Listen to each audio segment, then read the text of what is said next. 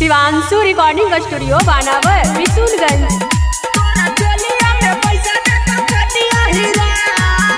Mix by Manish Arya. सोनाए गे छौड़ी नाची के देखाओ, सुनाए गे छौड़ी नाची के देखाओ, कूदते कूदते छौड़ी गे गोदिया में आओ।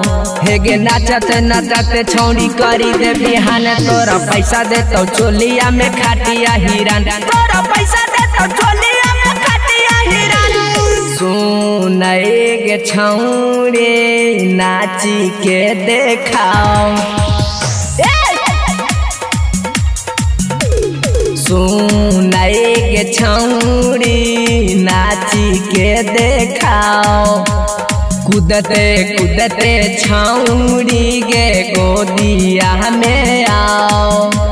नाचते नाचते छौड़ी करी दे बिहान, तोरा चोलिया में पैसा दे तो खाटिया हिरन, तोरा चोलिया में पैसा दे तो खाटिया हिरन।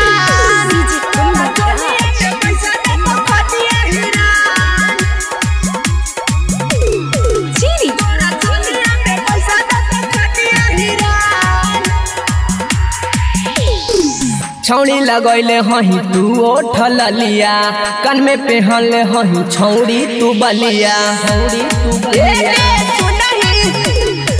छौड़ी लगैले हही तू ओठल लिया, कान में पहनले हही छौड़ी तू बलिया।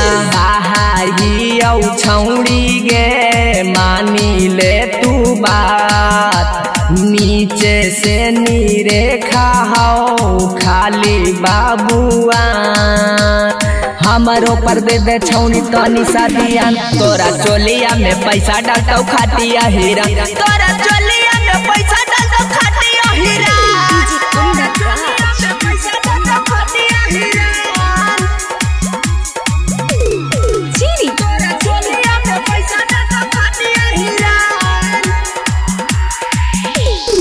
राइटर भरत छौड़ी मुन्ना राजी यादव, डीजे रोशनवा देखा दे तो पावर,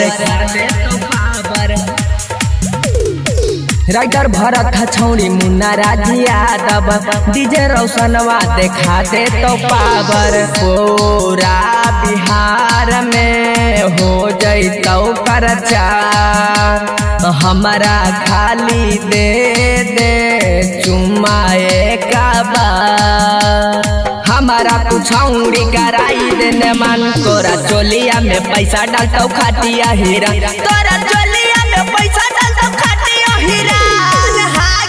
शिवांशु रिकॉर्डिंग स्टूडियो बानावर बिशुनगंज।